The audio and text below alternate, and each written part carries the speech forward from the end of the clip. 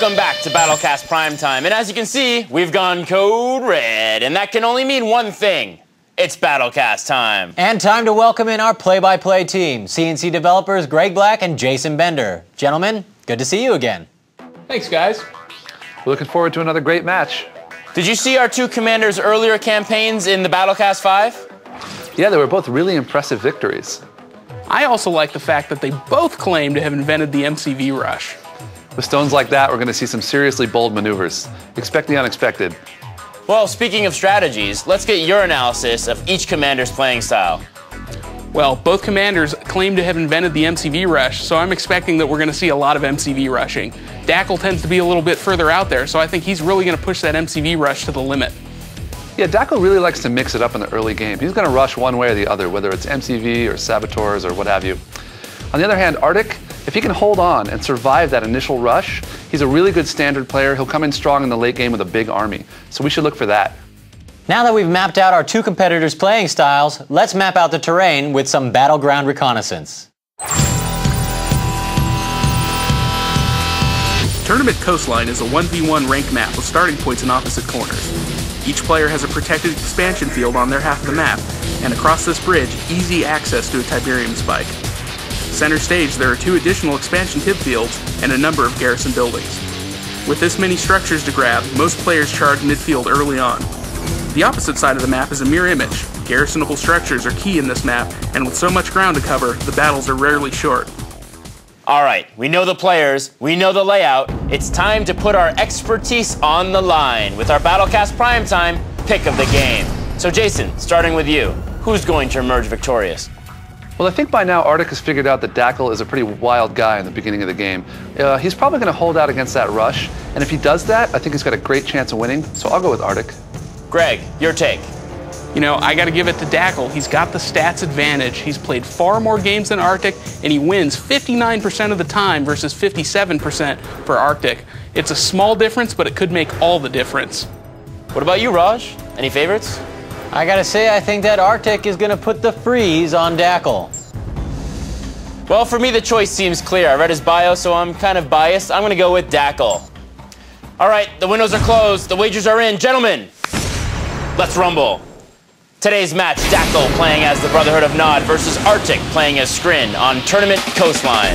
And to start off today's battle, we've got Dackel in the southeast corner, going for an early crane build, building a couple power plants, and what's this? Packing up his MCV. Yeah, so what do you think he's going to do with that? I mean, there are a few tactics you can use when you've got your MCV packed up and on the offense. Well, he may, try and go capture an early tib field. We can see Artik here in the northwest corner is going for an early economy boom. He's got those 2 refineries powered down, probably to get those power plants built without suffering the power down penalty. And look at this, he's bringing up his drone ship. And here's Dackel's MCV, and wow, look at that decoy army just cast on it. I like that, actually. That's pretty cool use of the MCV rush. The decoy might run right past this drone ship. They're going to see each other like boats in the night. So it looks like he's trying to draw the defenses away from Artik's base so that he can draw, you can use the decoy to get, be they scouts or whatever, away from his real base. And looks like the decoy ran out, it expired. And there we go. There's a single seeker tank, maybe not the best use in the world of an entire MCV decoy. Oh, a couple of buzzers and another right. seeker, but yeah, still, not much of a distraction. On the other hand, though, he did build a war factory, and he's packing up again. Where's he going with that thing? Looks like he's getting ready to head north, maybe over to Artik's base, perhaps? And look at this. Dackel's base just getting annihilated by those seeker tanks. He's losing harvesters right and left. But here comes the counterattack. So that war factory kicked out a single flame tank, which is all you really need to take out an undefended base. Well, these guys are, clearly base screwing each other. They both essentially attacked their starting bases, but their MCVs are out in the field doing God knows what. So this could be anybody's battle right now. Yeah, he's kind of gone walkabout with that. So now it looks like both of their bases have been significantly damaged, but Artik is the one that has planted his drone ship and actually put a stake in the ground. He's building up a real base, but there's flame tanks. Those flame tanks have diverted over to the secondary base, the new one. Now, it looks like that flame tank got a nerve center, which is pretty handy, but those 2 flame tanks are going up against seeker tanks, which means they're not really going to have much of a chance to take out the rest of the base. Yeah, so it looks like they're going to need some reinforcements, and they're going to get them in the form of... The Nod MCV is now attacking Artik's base. This is completely unprecedented, not something you see too often, especially considering how few base buildings he's got on the map. And you know, seeing as how also that's an unarmed MCV. So what exactly is he going to do with an MCV, considering it has no weapon? Well, he's got a couple of options. He can either plop the thing down, try and build some base defenses, or maybe a barracks. He can sell it, try and get his engineer out of there and take Artik's drone platform. So it looks like he's going to go for that saboteur situation where he deploys it, tries to grab the drone platform, and Artik has one chance here to get out of the way. And there it goes. He's plopped it down, he sold it, and look at this. The drone platform takes off just in the nick of time, saving Artik's base. Well, that saboteur is just leaping up, just out of reach. Now he's getting torched by the seeker tanks. It looks like that was a failed attack, costing an MCV and those 2 flame tanks, which we already knew were going to die. So what's this here? So it looks like we're seeing Dackel reverting back to basics. Lots of Scorpion tanks being built, getting ready for an old-fashioned tank rush. But yeah, this looks like a legitimate battle finally after running around all day. They've got some tanks on tanks now, and he's got yet another MCV out here walking around. What I just can't imagine what he's thinking with all these MCVs. It's crazy. So it seems like, I mean, if he wants to take another tib field and expand there, that's good. But I mean, he's just walking these suckers around. He's never really settling in, and that's getting him behind in the arms race here. And you know, we're seeing that he's actually starting to build some forces now. But all he's building is Scorpion tanks, and that's just going to leave him so vulnerable to counterattack by disintegrators.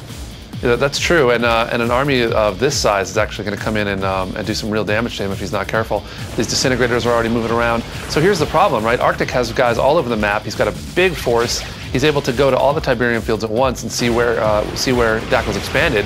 And now he's got upgraded Devourers, and a huge group of them. And so he's way ahead with tanks. This is a huge problem for Dackel. I think he's just split his bases a little too thin across the map, and he doesn't have a concentrated enough force at any one base to really hold off this onslaught.